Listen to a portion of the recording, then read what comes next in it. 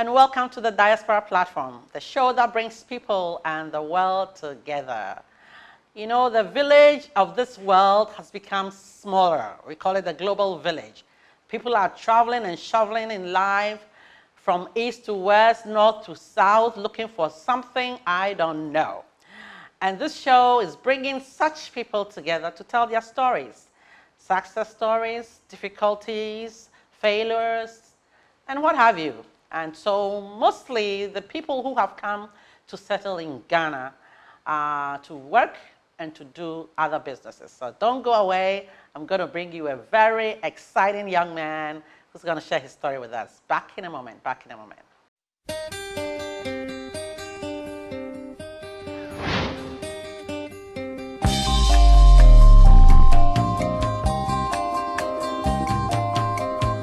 You've been gone, it's an empty home. Come on back where you really belong. You are always welcome home, welcome home.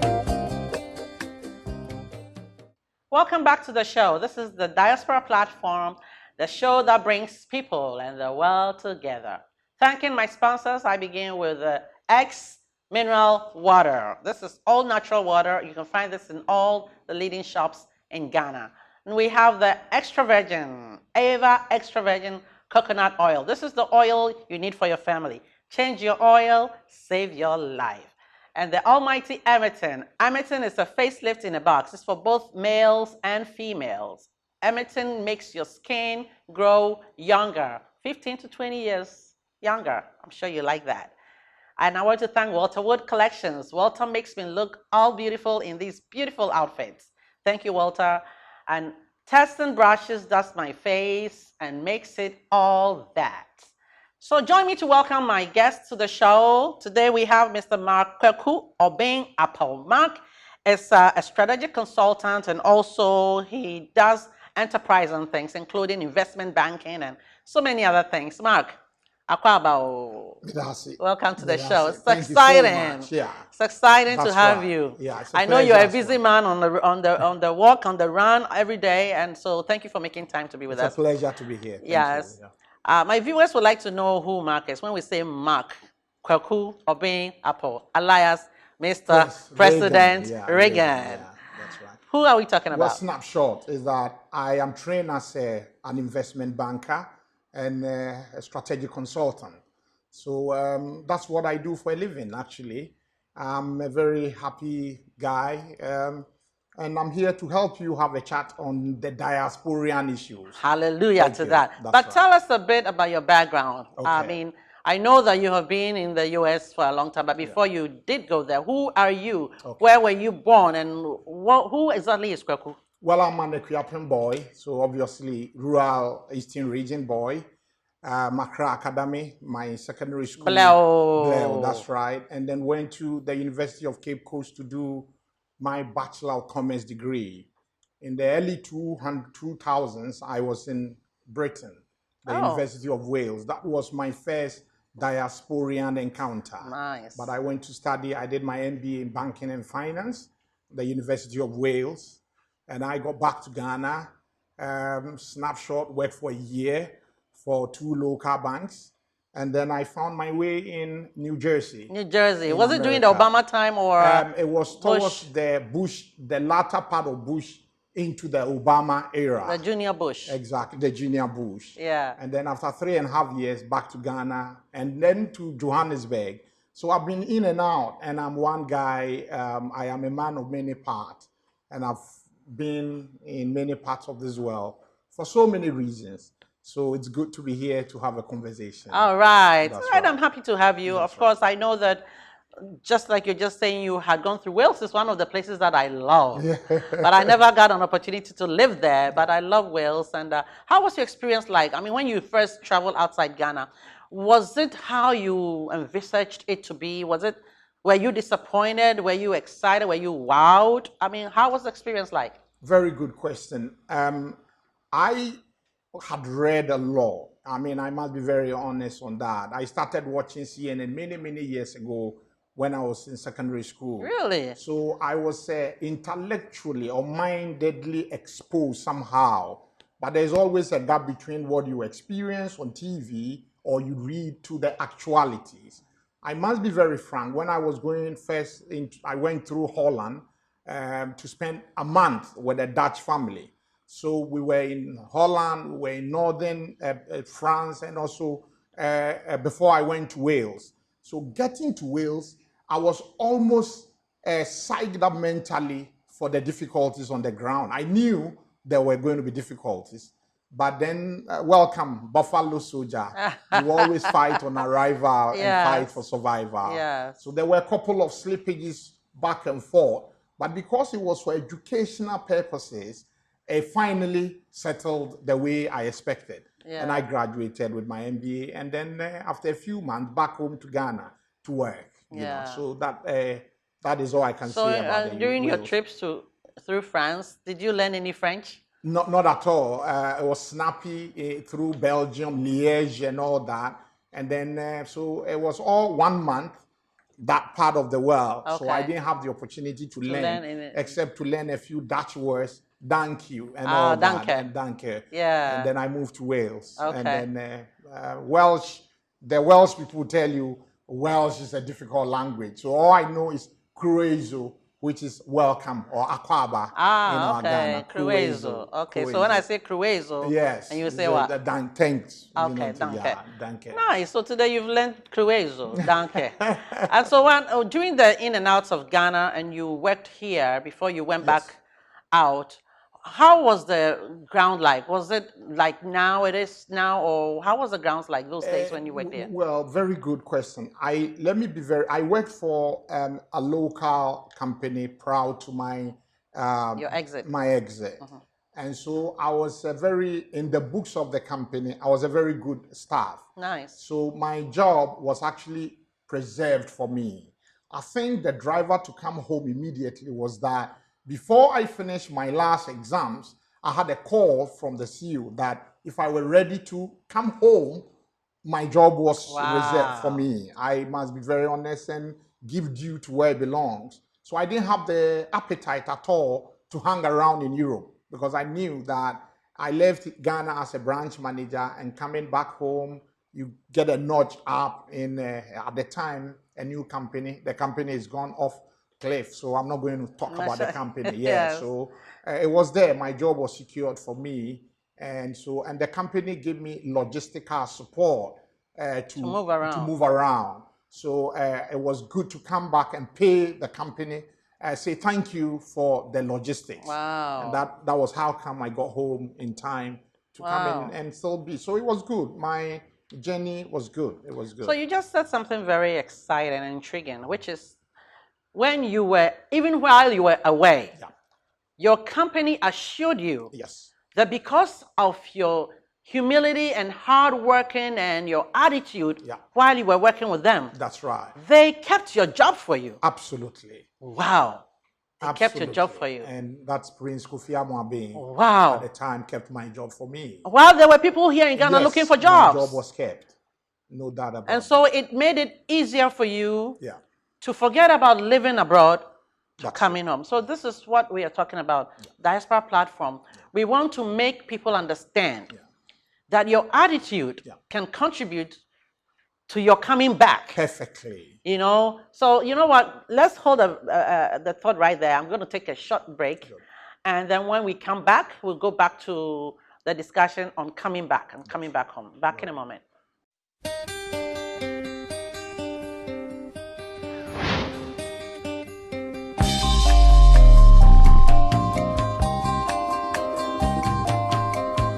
You've been gone, it's an empty home. Come on back where you really belong. You are always welcome home, welcome home. Welcome back to the show. If you just joined us, this is the Diaspora platform. We're bringing people and the world together. I want to thank my sponsors, the X Mineral Water Company, for bringing us this beautifully packed, nice tasting water. and the Ava extra virgin coconut oil. This is the oil that you need for your family. So change your oil, save your life. You can control your sugar level also. The Almighty Emerton facelift in a box. Both men and women can use this. It brings your age back. It rolls your age back. Emerton says, looking old is a choice, and I choose not to look old. Thank you to Walter Wood Collections for making my outfits, and for Tesson Brushes for making this beautiful and pretty face. Back to the studio with Mr. Mark Kwaku, Obeng, Apau. Mr. President. That's right. Reagan. Yeah. Well, how did you get that name anyway? Well, I got that name from Accra Academy. I had always been a very, a good debater, from economics to politics to sociology to culture. And you haven't I stopped. was always there to debate. And so my Accra Academy guys said that must be President Reagan. All right. And it became a pen name. And so that's what a lot of people within my collegiate know me for. Nice. That's right. Okay. So we were talking about when you got back and your job was secured for you. You know, many people think that there are no jobs in Ghana, so they will not leave their jobs and come back. Do you share the same opinion? Two perspectives. To some extent, I agree totally. One, the point of affirmation is that, yes, you cannot commit suicide. When it comes to the human nature, you cannot just abandon your theater and say you're going home for coming home's sake. If you have no option, you don't have a plan B. And, man must keep body and soul together. Exactly. If you've got a family and you just want to come home because that is risky. Yeah. On the other hand, if you want to come home, you must be courageous, because this is your home. There are instances and documented cases where the Jewish community, they littered all over the world. Yeah, they go home. There are Italians in America, Germans, all over. People go home. So the opportunity to go home should not be scary. If you have planned very well and you want to come home, you can always come home. My caveat is that if you want to come home and come and settle permanently, whether you have a job or not, you should be looking at the cover of up to 6 months, worst case scenario. And this is the ideal scenario. If you were not wrapped up into a caravan to be deported, Yes. and then you want to come home, you should have a minimum plan of, say, 6 months, worst case scenario. If I don't get a job or anything, if I go and create a job and it doesn't yield, in 6 months, what happens to me? If you have that comfortable plan, in South Africa, we say make a plan. When you make that plan, you can always be courageous to come and it will work for you. So that's the way it is. Yeah, so you just confirmed what the Bible says, talking about no man builds a house without first sitting down to plan. Absolutely. So when you want to come and you sit down and you plan, it works more to the affirmative than just getting up spontaneously and saying, I'm tired of living abroad and coming home. Yeah, you can't do that. Yeah. That would be one of the most suicidal you would ever embark upon, because of so many reasons. But when you are committed, your body and soul says go, you would have to go. But as you go, make a plan. Yeah. And once you make the plan, you won't be disappointed. And even make a plan B. A plan B, yes. You won't be disappointed. And so that's all I can say for now. I made a good plan. Even when I made a plan to return back from New Jersey to Ghana and left my job, I knew I had made a plan that, look, I'm carrying little babies. I can't come just like that. Let me have a plan. So I made a plan for 8 months. If I came and I didn't get a job, if I came and the plans I had from an entrepreneurial standpoint didn't work, because of structural matters in Ghana, would I be able to survive for 8 months? Yeah.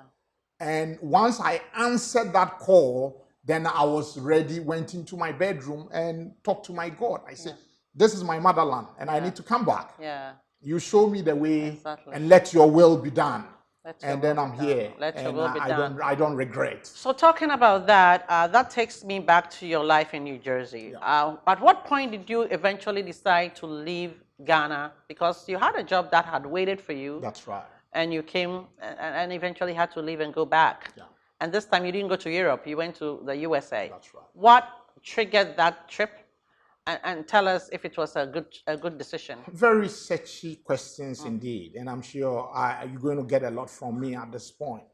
I have always been a pro-American from a mindset I mean, standpoint. of course, President Reagan cannot. Yeah, so back in secondary school, the urge to also go and experience this flamboyant Hollywood stuff and all that had long been on my mind, but I took that very carefully because I use education. Yeah.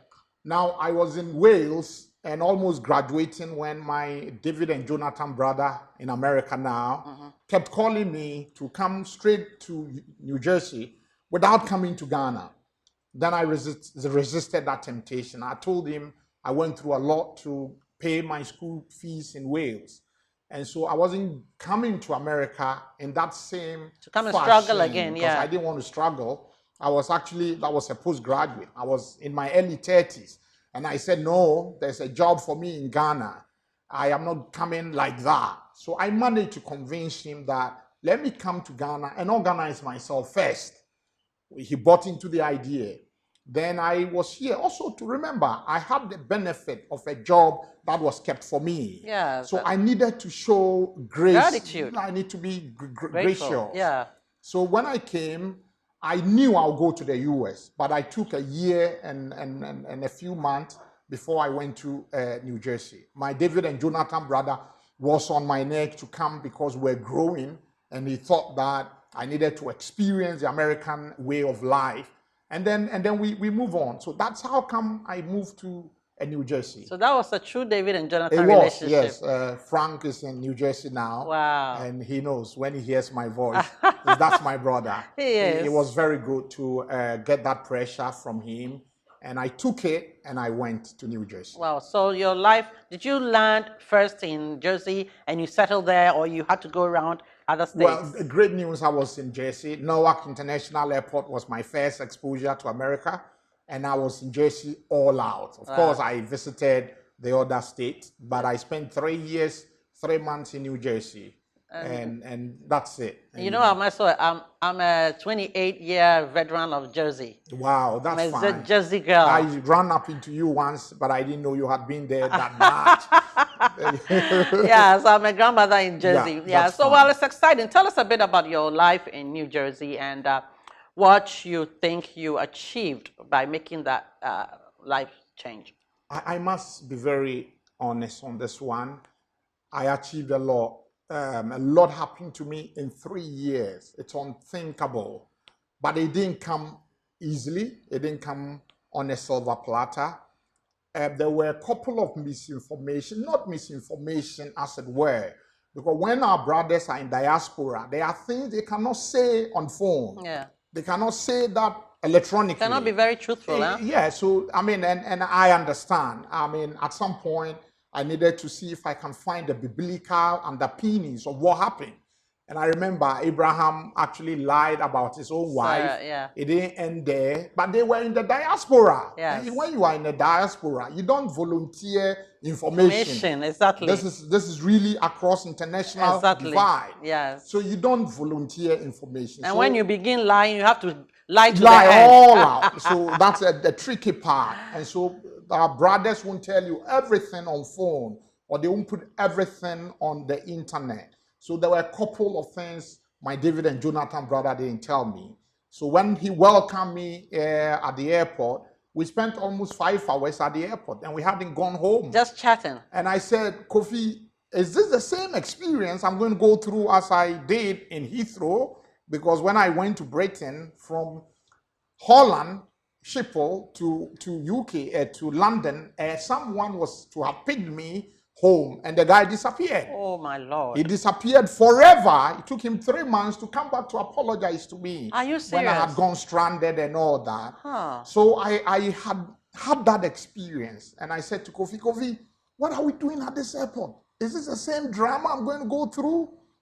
Then he says, Kwaku, give me a second. And then he go make a couple of calls. Are you serious? Evidently, the night I was flying with KLM, his wife said, don't bring your cousin to my house. And so, and he couldn't open up to tell. exactly, in that short space of time, Kofi couldn't relay that message to me.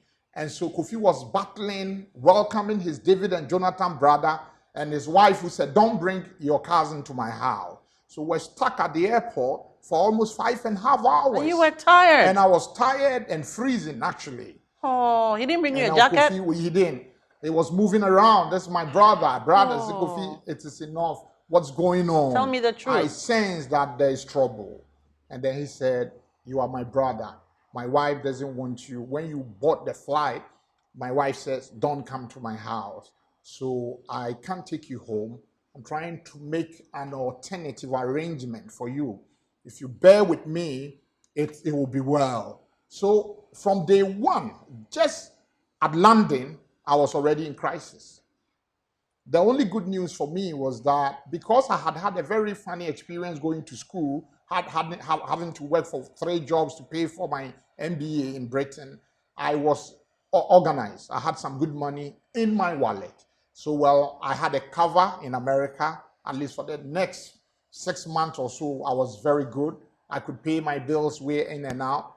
He also supported. We got a very small room somewhere. I know the UK, the London rooms. No, this is America. Oh, okay. Because he ended up giving me to a pastor who had a very small room for a little boy. And then I had to live in it for maybe, I think, 6 months. Wow, God bless the heart of pastors. Yeah, that's right. And it worked. Then the events subsequently, so that was my first encounter in America. Wow. Yeah. Wow. And I'm sure it made you stronger. It made me very, very, very strong. And when I got to Jersey, he had said to me, Kwaku, here are the details. And the details are not for the camera. But he said there's a company shedding up. The company was originally bailed to go into bankruptcy, to go into a takeover sort of.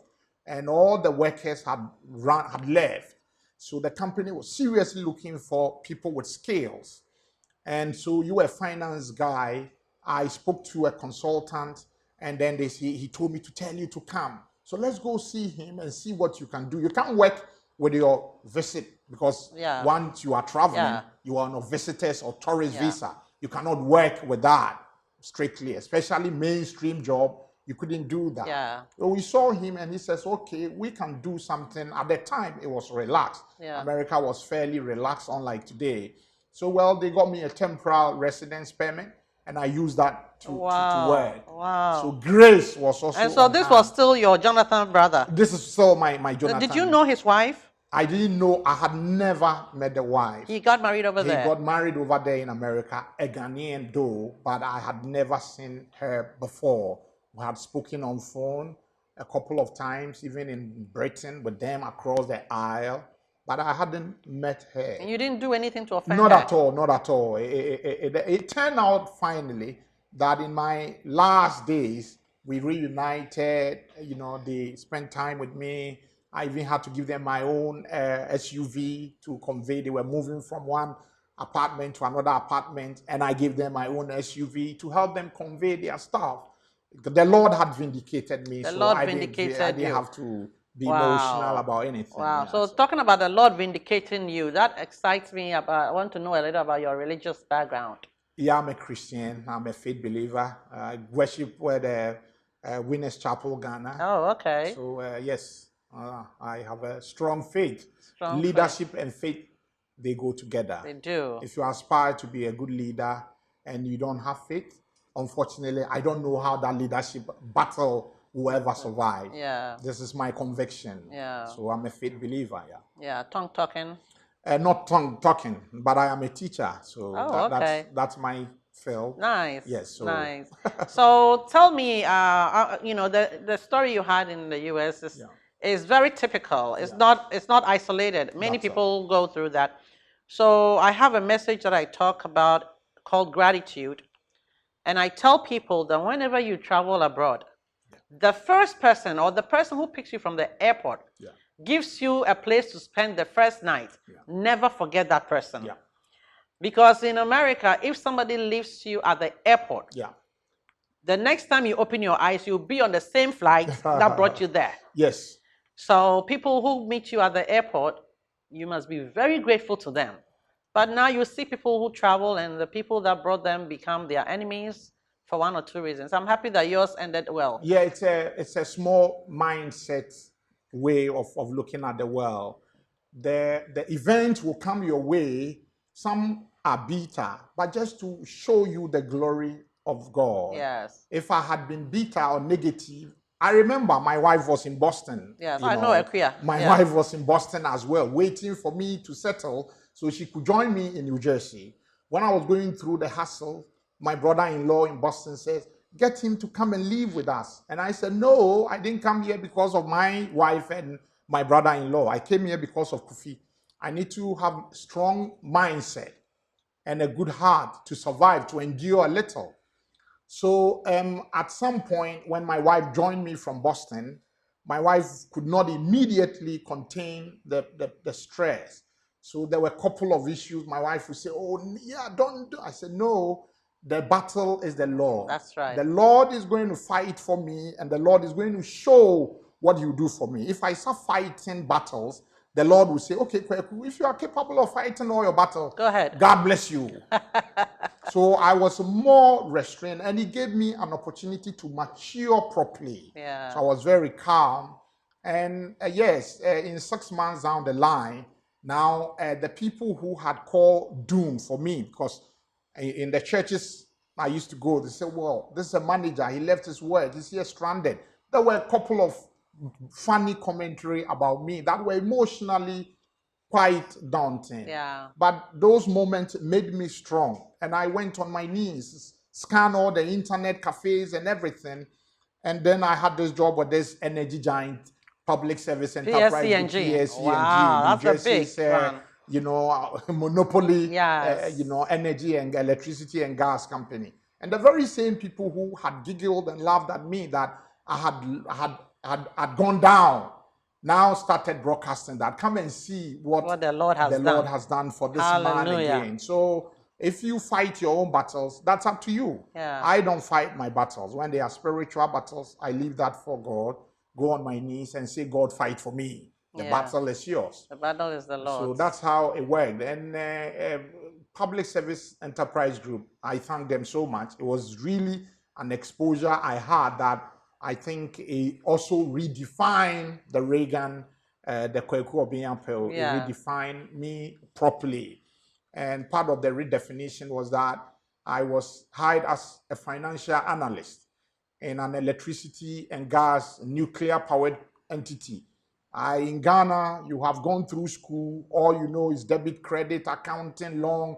You couldn't even use simple equipment around computer, you know, and then now you come to this environment where everything was digitized. Yeah. You need to download data and crunch and summarize them using VLOOKUP and, you know, pivot tables and all that. Although I had finished BCom, gone to Wales, I didn't know them. Yeah. You know, that's where the gap is. Yeah, a challenge. Yes, it's a major challenge. So once I went home and I said to my wife, I have a job that was paying me almost $80,000 a year, which is an American standard, a lot of money. Yes. But I am scared I'm going to be fired because you don't know Z. I don't know Z. I can talk very well, but the job required that my computer literacy was beyond basic level. They needed an intermediary to an advanced level to combine my analytical mindset.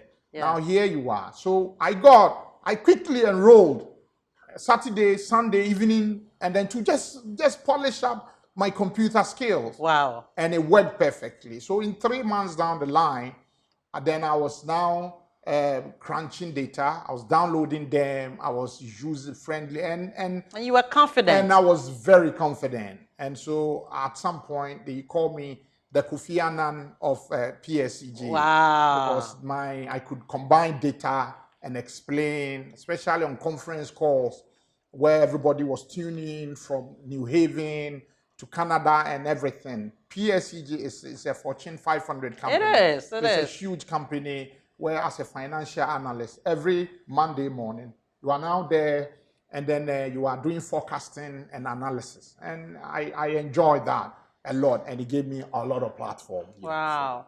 It's amazing. You Yeah. see, I have a statement that I make like information is knowledge, Yeah. knowledge is power, Power. and power builds your confidence. Yeah. So as you went in and you didn't have the knowledge because you hadn't been informed, Yeah. so you decided rather than sit down and complain Yeah. to enroll yourself Quickly. quickly Yeah. so that you can meet up. You enroll yourself Yeah. privately to get the information that will give you the knowledge, and eventually you became powerful. Yeah. You built your confidence. Absolutely. See, and I was wondering why you even left that job to come to Ghana. So hold your thought. I'm going to acknowledge my sponsors at this time. I want to thank Walter Wood Collections for my outfit. I thank Thurston Brushes for making my face so beautiful. Tenaifa Group. Tenaifa has recruitment services and Tenaifa properties. So when you're looking for skilled workers, don't look too far. Call Tenaifa Recruitment Agency. They will give you the workers that are skilled and screened. And if you're also looking for a job, call Tenaifa Recruitment Agency, and they will place you at the job of your desire. I thank the X Water Company for providing us with this beautifully packaged water. And Ava Extra Virgin Coconut Oil is good for your heart and it's good for your family. Change your oil, save your life. Emerton, the almighty Emerton. You know, Emerton is the first time, this is the first time it has come into Africa. Emerton is a facelift in a box. You need this, whether you're a man or a woman, to roll your years back. You are 50, you want to look 30, this is it. Don't go to the doctor for knife and laser anymore. This is facelift in a box. Emerton. Emerton says looking old is a choice. So I want to go back to my guest in the studio. This is the Diaspora platform. We are still talking to Mr. Kwaku Obeng Apau, who is a consultant and an analyst, an investment banker, and Kwaku has done it all. And he left a big job. Kwaku, you left a big job, paying well, an enviable job to come back to Ghana. Tell us what it is that triggered that comeback, that return, that diaspora flee to bring you back home. Yeah, thank you. My wife almost divorced me on Wow. that because it was a crazy decision. It was. But there was one fundamental reason. I will share that with your audience. It's so important. I remember I had said I got there and then I got a temporal residence to work. Yeah. So 3.5 years down the line, I had renewed each month. I would go and renew each term. I go and renew my work permit, temporal. Then in the third, towards the fourth calendar, I had applied, and for almost 6 months, I hadn't had any reply from Homeland Security, and that was unusual about Homeland Security. So then I said, wow. What do I do? So I went to my HR, diversity, HR in charge of diversity in my company. And I said, Jeff, my work permit is pending. What can you guys do for me? Then he says, Mark, what we can't do for you is that, very frank, brutal, is that you are an investment banker. You are a finance analyst here. America is awash with so many people with your kind of background.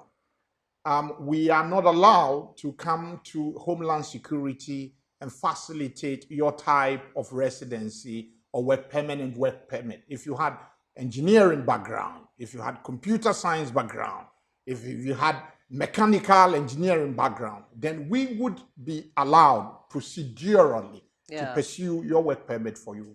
Under the circumstance, we can't do You're anything. on your own. I'm on my own. That is it. In the US, that's it. I was on my own. So then I had to make a personal decision. Now, if you come to America and you are working in such a big company, high level if business. your work permit expires and then you can't go to work anymore, You cannot drive anymore. You can't go to the bank anymore. No. What are you going to do? Are you going to go underground? No, you can't hide. No. I can't hide. That was out of the question. So I had to quickly organize myself to come home on that basis. Yeah. So when I looked ahead and I said, no, I can't sink underground. No. If I sink underground, it may take me so many years, I may recover. not recover. However, I had built enough network in Ghana that I could come back to Ghana and work and all that. So I came back to Ghana almost reluctantly. My wife was angry. My David and Jonathan brother was angry. My David and Jonathan brother was working for Price Waterhouse. Wow. But when I got to a public service, because of me, he also had a job with public service. Really? Because the salary disparity between Price Waterhouse and was that wide. So he said to me one morning, Kwaku, why are you going back to Ghana? I said, Kofi, you know why I'm going to Ghana. Pray with me and let me go back to Ghana. Yeah. I won't die. I won't perish. That was not the battle I fought. I had to fight in the office. But when I announced, after a while, when I announced my departure, my company said, Mark, are you so crazy? Then that's it, because the narrative had been built that if you are coming to Africa, in America, you're going to die. Everybody, where they have no idea, Ghana, Nigeria, etc., everybody lives in Africa. So why are you going to Africa? And I said, my boss called me, the job you've got, a lot of white collar Americans don't get this job, Mark. Don't go back to Africa. I must be very honest, your cameras, I had to lie to get everybody off my back because I knew why I was coming. But the pressure was so much. So I said I had a job with the United Nations. And guess what? And they said, the UN. So where are you going? And I said, Johannesburg. Because in America, they all know, every American knows Johannesburg. So they think Johannesburg is not part of Africa. Yeah. So when I said I was going to Johannesburg to work for the UN, then the pressure came down a bit on me and I could plan. And this prophecy I made, when I came to Ghana and I worked for a bank in Ghana, in a year and 2 months, I was already in Johannesburg. Look at that. To work as a country rep for the then UT Bank. Look at that. I remember you went to open the branch. That's right. So that's how come I am very particular about prophetic words. Something that I used to lie, it became a reality. Hallelujah. And Prophet I was Mark. in Johannesburg. Now we add prophet to the President Reagan. Fine. So I was in Johannesburg. And when the flight suspended, almost landing at OR Tambo Airport, then I remembered that I used Johannesburg to lie in New Jersey just to move out. And here I come, Johannesburg. Look at that. That's how it is. So words are powerful. Words are powerful. Words That's why the Bible says in the book of Proverbs that life and death lies in the tongue. Lies in the tongue. The power of the tongue, you cannot underestimate that. We'll take a short break and we'll be right back.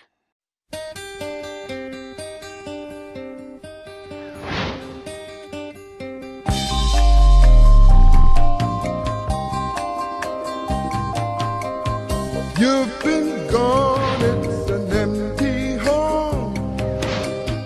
Come on back where you really belong.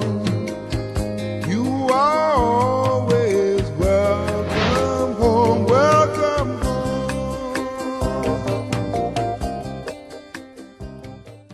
Welcome back to the show. If you just joined us, this is the Diaspora platform. We're bringing people and the world together. I want to acknowledge my sponsors. The X Water is made naturally just for you. You can find this in all leading shops. Emerton is the facelift box, facelift in a box, which will make you look 15 to 20 years younger. It's for both men and women. Get your Emerton, and looking old is a choice. The Ava Extra Virgin Coconut Oil is the oil for your family. Change your oil, save your life. Walter Wood Collections, thank you for making me look so beautiful. And Tesson Brushes by Theresa, thank you for making my face pretty. In the studio, we still have Mr. Mark Kwaku Apau, Obeng Apau, the President Reagan of Ghana, and now by my own ordination prophet. Thank you. Prophet Thank you. Kwaku, Yeah, that's right. prophet of the moment. Yeah. Kwaku, so it's exciting. You told me you recently had a trip from South Africa, Yeah. and the plane dropped like thousand down. Yeah. Tell me about that. Oh, that was very scary moment. I just a week ago actually, and then we left Joburg deep into the skies. On South Africa South African airline. You know, the president had an investment conference recently with the finance minister and all that. I was there I went to my school actually to negotiate extension for my doctorate. So I was on a private mission. And indeed, I think about 30 minutes into the air, the flight dropped. First, it dropped once, and it looked very funny. I had never experienced that in all my movement. Then it dropped again, very long. Oh my God. And everybody was then looking for cover. I thought as much, and people were screaming already. Then before we would recover, it dropped very deep Oh down. my God. And then we those of us who believe in the Messiah, we started saying your last calling prayer. our God. So I called on my God, and I said, well, you know, the three guys, Jewish guys in the oven. Yes. They were Shadrach, on skate. Meshach, and Abednego. Exactly. They were on skate. And I also believe in this thing. It's my power.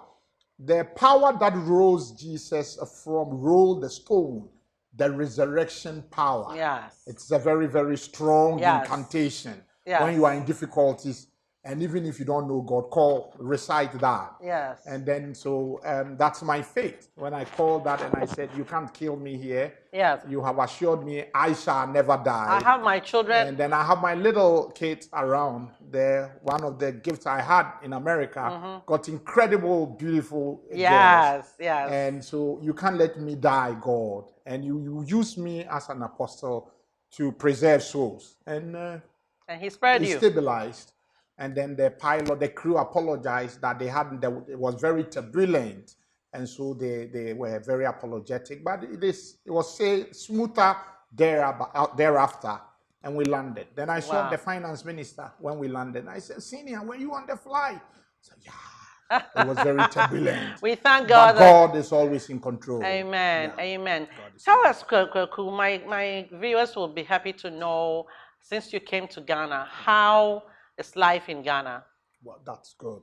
Life in Ghana has a couple of strands. It's got a couple of nuances. And anybody who would have left Ghana because of so many reasons, economic reasons, educational, etc., etc. And Ghana is slow. If you live in the US or Germany or everywhere, Ghana is very slow, and this is apolitical. It's not politics. That's the nature of our society. So, and from Ghana to Nigeria to all the sub-Saharan African countries, things are very slow. Ghana is slow. I remember when I came, I had a job to work for a bank, and I told you I went to South Africa. But I quit. I left my job. I came back and I said, no, it's enough. Let me go into entrepreneurship. So you have another, exposure. And there aren't many jobs in Ghana. So if you need to work, you are coming to Ghana, you think that either because you have a lot of checkered credentials, degrees, and by coming to Ghana, you become the MD of any company. You got it wrong. Exactly. That's wrong.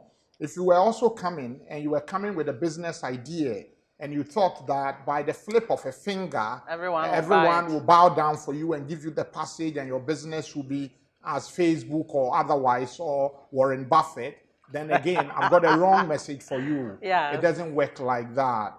I do business strategy, so I can share a bit of experience in business mortality, in the existence, the business map.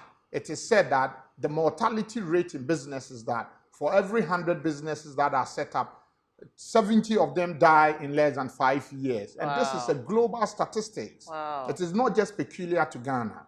But when you come to juxtapose your ambitions to a very sluggish system, to an economy where we are now having national identification, and you cannot find out who you met on the road. We are now digitizing. There are things you want to download on the internet. When I'm in Johannesburg or London, I can get so many things. Here, access to so many things are restricted. Exactly. And registration of businesses and all that, and all the red tapeism and all that, it confuses a lot. You set up a business, your utility bills may overwhelm you. Yeah. Your light bill and your water may not be flowing. Electricity may be tripping back and forth. Human capital may be there, but they may not be. Remember, I told you I had an MBA and I didn't know how to use Excel, basic Excel, to do pivot table and VLOOKUP and HLOOKUPs and all that. The people in America who had gone to a county college is our polytechnic in Ghana. Yes. They could easily play with the things I didn't know after going for a MBA. very long MBA and paid so much money. So there are gaps here, but I also have a warm commentary to entrepreneurs and people. Gaps create prosperity.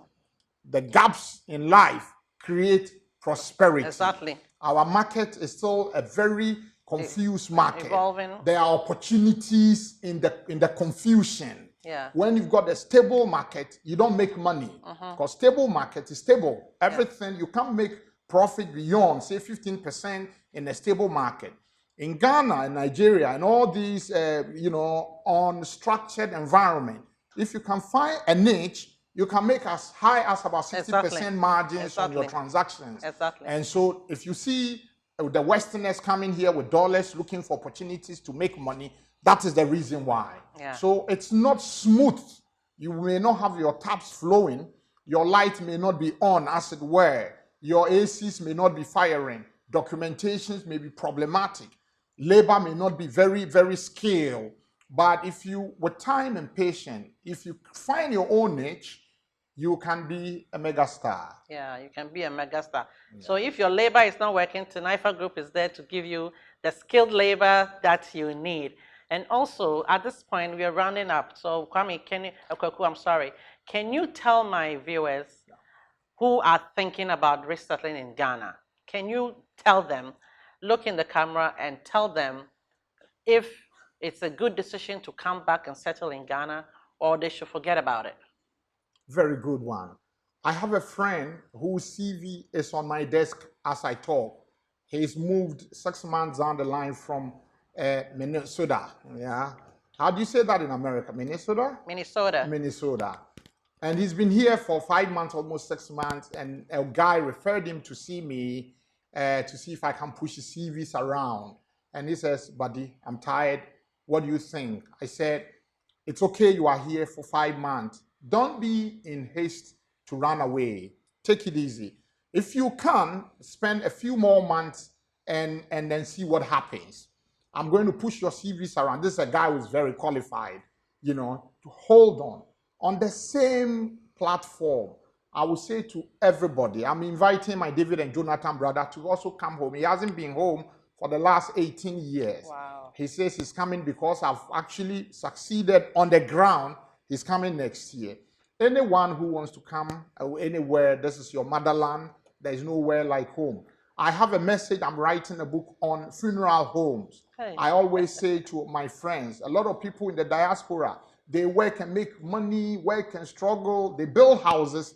They never have the opportunity to come and sleep in the house. And they die abroad. And they will carry their bodies into their bedrooms and they are straight to the cemetery. Don't be caught up in the funeral home conversation I am narrating. Yeah. If you want to come, just have a small plan, 6 months to survive. Come and try. Just do a try and error opportunity and come and see what Ghana can do for you. Or what you can also do for your country, as JFK said.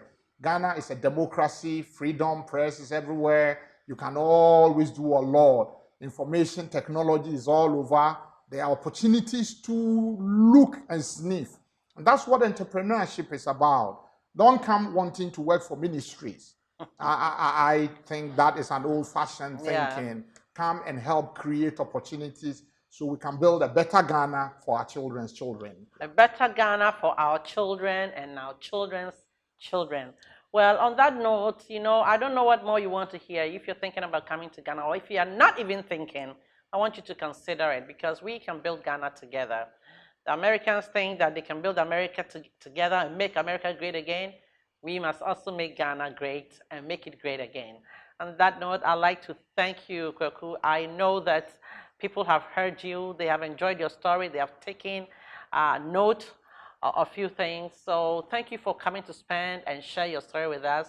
And I'm sure that we'll call you again to come and tell us more success stories after you have worked longer, because you just got into things, and I know that within a short time you glow. Thank you so for the much. opportunity. Thanks all. Thank you. So my viewers, I thank you for being a part of the show today, and I know that you have gotten the information from my sponsors. Go get your X water, go get your Emerton, get your Ava extra virgin coconut oil. Call Waterwood Collections. This number will be given to you on the screen. And also Tesson brushes. I thank Tanifa Group for being a part of this. Technology here, there, everywhere. Thank you for being a part of the show today. Until I see you again, same time, same network. Thank you and blessings.